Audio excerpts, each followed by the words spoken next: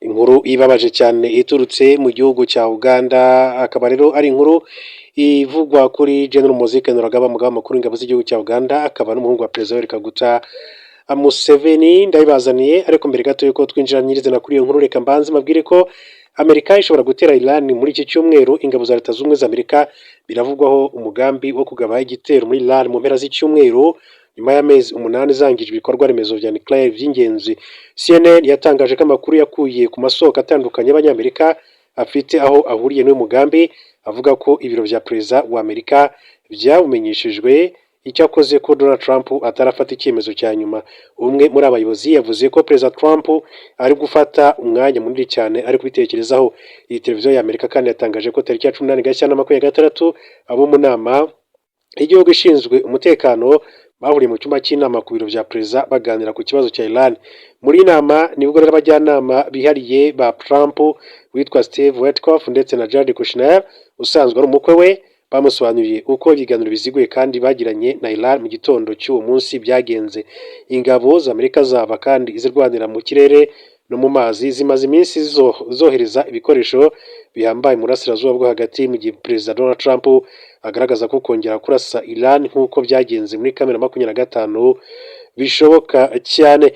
Hari indege kandi z'intambara z'ubwoko butandukanye zoherejwe muri Jordania, Bahrain, Leta Zunze Ubumwe z'Abarabu, Bahrain, Arabia Saudite no mu Bugereki, mu gihe kandi ubwato bunini cyane bw'intambara nabwo bwoherejwe hafi y'umupaka wa Iran.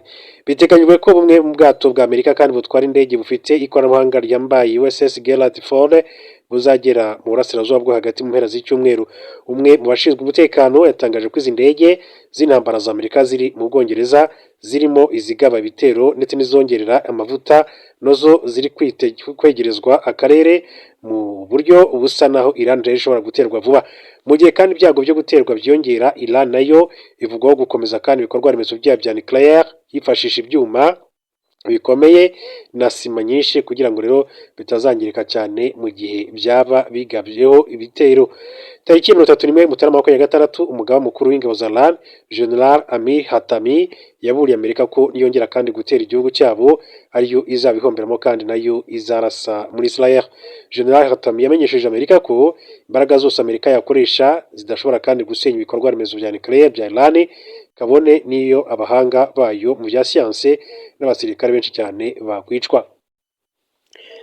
Hanyuma mu makuru mu buryo bw'incamake mu Rwanda wenda gato reka mbabwire ko Minisitiri w'Intebe yasabye Colonel Sumanyi kudakoresha ububasha yahawe mu nyungu ze bwite. Minisitiri w'Intebe Dr Justin Nsengiyumva yakira indahiro y'umushinjacyaha mukuru wa gisirikare Colonel Charles Sumanyi, amusaba guharanira ubutabera buboneye kandi akirinda gukoresha ububasha afite mu nyungu ze bwite. Colonel Charles Sumanyi yarahiye kuri wa 19 Gashyantare 2026 ubwo yakiraga indahiro ye.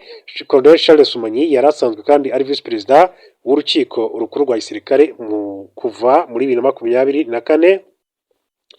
Yakoze kandi imirimo irimo kuba umucamanza mu rukiko rwa gisirikare imyaka 8, umucamanza mu rukiko rukuru rwa gisirikare imyaka 7. Umwanya w'ubushinjacyaha mukuru yawushyizweho nyuma y'uko Colonel Retired Pacifique Kayigamba Kabanda agizwe umunyamabanga mukuru w'urwego rw'igihugu rw'ubugenzacyaha RIB. Nyuma yo kwakira indahiro ye, Minisitiri w'Intebe Dr Justin Nsengiyumva rero yibukije ko inshingano agiyemo isaba ubushishozi n'ubunyangamugayo. Indi ati imiterere y'inshingano z'ubushinjacyaha bukuru wa gisirikare irimo guhuriza hamwe imirimo y'ubushinjacyaha bwa gisirikare, isaba kandi kuyikorana umurava, ubushishozi ndetse n'ubunyangamugayo. Turasaba guhora kandi uzirikana ko gukora iperereza ku byaha ndetse no kubishinja mu nkiko ari inshingano zisaba kubahiriza amategeko ndetse no kubikora kimwuga hubahirizwa itegeko nshinga, itegeko ryenga imiburanishirize imanza nshinjabyaha n'andi mategeko. Akora agira ati turakwibutsa kandi ko gukorana n'izindi nzego zifite aho zihurira n'ubutabera muri rusange ari ingenzi, hagamijwe kandi imikoranire myiza ndetse no gutanga ubutabera buboneye kuri bose. Yamusabye kandi kwirinda gukoresha ububasha ahawe mu nyungu ze bwite, ahubwo agashyira imbere inyungu z'igihugu ndetse no kunoza neza inshingano ahawe. Uharanira iteka gutanga ubutabera buboneye kuri bose kandi buhesha isura nziza ingabo z'u Rwanda, igihugu cy'u Rwanda muri rusange. Twese tuzi neza ko ikinyabupfura ari umusingi ukomeye cyane ingabo z'u Rwanda zubakiyeho, bityo turasaba kandi turizera ko ubushinjacyaha bwa gisirikare ugiye kandi gukurira buhora buzirikana ko bufite uruhare rukomeye cyane mu kubungabunga imyitwarire myiza mu ngabo z'u Rwanda. Colonel Charles Sumanyi yashyizweho n'inama y'abaminisitiri yateranye tariki 28 Mutarama 2026 yari iyobowe na Perezida Paul Kagame. Colonel Charles Sumanyi yashimye icyizere umukuru w'igihugu yamugiriye, yemeza ko azakora neza inshingano ashinzwe, hagamijwe kandi kwimakaza ikinyabupfura n'imyitwarire myiza mu ngabo z'u Rwanda.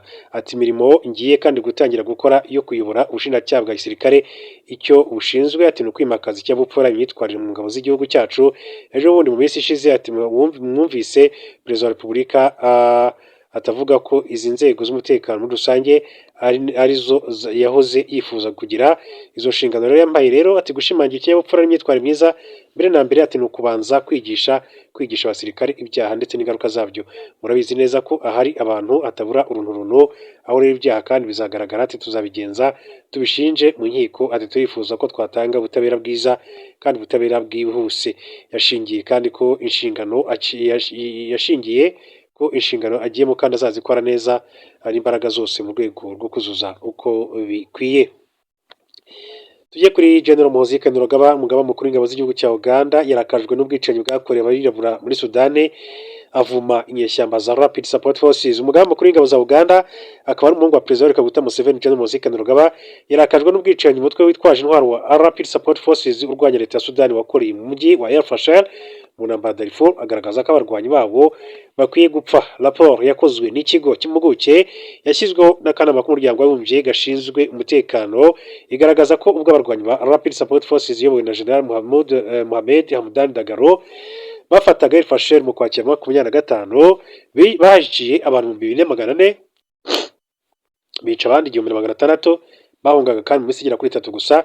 Mona Rishmawe uri muri izi mpuguke yasobanuye ko ibimenyetso kandi byakusanyijwe muri uyu mujyi mu gihe abarwanyi ba Rapid Support Forces kandi bari bawugezemo n'ibyo mu mezi 18 bamaze kandi bafunze inzira zihuza n'ibindi bice. Byagaragaje ko uretse kwica abantu benshi banakora iyicarubozo ndetse banagaragaza abandi ati barabazimiza. Yagize ati Rapid Support Forces yabikoze igamije kandi kurimbura muri rusange cyangwa se mu gihe kimwe ubwoko bwa Zagawa muri Ful ati El Fasher. Ibi ni ibimenyetso kandi bigaragaza jenoside. Ubwoko bwa Zagawa na Ful ati bugizwe n'abirabura b'abanyasudani bikekwa ko abarwanyi ba Rapid Support Forces babishe kubera ko atari abarabu, ikaba kandi ariyo mpamvu rero impuguke za Loni zivuga ko bakorewe jenoside. Minisitiri w'ububanyi n'amahanga w'Ubwongereza Yvette Cooper yatangaje ko kuri 19 Gashyantare 2026 ageza iyi raporo mu kanama karoneka gashinzwe umutekano, asabe ko hakorwa iperereza mpuzamahanga rigamije kandi kugeza mu butabera abakoreye muri El Fasher. General Muhoozi yatangaje ko ubwo abarwanyi ba Rapid Support Forces bafataga El Fasher bishe abavandimwe na bashiki bacu babirabura ati mu buryo bubi kurusha uko wakwica imbwa, ati bazabiryozwa mu buryo bumwe cyangwa se ubundi. Umusirikare yanditse kandi ku mbuga nkoranyambaga ko ingabo za Uganda zizajya kwifatanya n'iza Sudan mu guhangana na Rapid Support Forces, asaba ibihugu bya Afurika gutanga umusanzu uzifashishwa mu gushyigikira ubutumwa. Ati ikintu kimwe kimbabaza muri ubu butumwa bwo kurwanya Rapid Support Forces ni uko tuzica abahima benshi, ariko ni abahima ati b'ibicucu bakwiye gupfa. Intambara yo muri Sudani yatangiye kandi muri Mata 2023 biturutse ku gushwana kwa General Dagalo na General Abdel Fattah al-Burhan uyobora iki gihugu. Bombi kandi bahuze mu butegetsi, igihangayikishije cyane nuko ubuzima bw'abasivili aribwo bukomeje kugenda buhatikirira. Mu yandi makuru akomeza kugenda avugwa muri iki gihugu, reka mbabwire ko ibijyanye n'uwitwa Claude Muhayimana, urwango Muhayimana afitiye abatutsi ati rwamutandukanyije n'umugore we. Urubanza rw'umunyarwanda Muhayimana Claude wahamijwe uruhare muri jenoside yakorewe abatutsi mu mwaka w'1994 ati rwafashe isura nshya mu rugereko rw'ubujurire bw'urukiko rwa Rwanda rwa Paris mu Bufaransa, ubwo uwahoze ari umugore we w'isezerano yatangaga ubuhamya bumushinja, nk'uko amakuru akomeza kugenda abivuga. Muri uru rubanza kandi rwari rukomeje, umutangabuhamya akaba yasobanuye ko yahuye na Muhayimana Claude bwa mbere mu mwaka w'1986, nyuma kandi barashakana byemewe n'amategeko, barabyarana abana bagera kuri 2, ariko ko ubw'ingabo za RPA Inkotanyi zatsindaga urugamba rwo kubohora u Rwanda, umugabo yahungiye muri Zaire, umugore ajya i Cyangugu. Ati yarahunze, ati mfata icyemezo cyo kutamukurikira, ati nabonye nta mpamvu yo kumukurikira FPR, ati yari yarahagaritse jenoside, nta muntu wicwaga icyo gihe. Ati ubwo Claude yagendaga, ati twari twarakagize abana 2 icyo gihe, nari ntwite umwana wa 2. yabwiye urukiko ko Mpayimana Claude yagarutse mu Rwanda ajya i Kigali aho yavuye yongera kandi guhunga. Yavuze ko mu kubaza abo mu muryango we impamvu yatumye kandi ahunga, bamusobanuriye ko kubera ko yatwaye interahamwe ati zajyaga kwica abatutsi yari afite ubwoba ko rero ashobora kuzafungwa. Mu rugendo rw'ubuhunzi kandi Mpayimana Claude yabaye muri Kenya. Uyu mugore kandi yabwiye urukiko ko yamusanzeyo kugira ngo amusabe gutaha, amusubiza ko atazataha mu gihe kandi azaba yabonye amafaranga yashakaga. Ngo yashize iminsi mike umugabo yaramuhamagaye amubwira ko atagishaka kandi kubana n'umututsikazi. Ati ntiyambwiye ko ateganya kandi kujya mu Faransa, avuga ko igihe rero nikigera azataha mu Rwanda.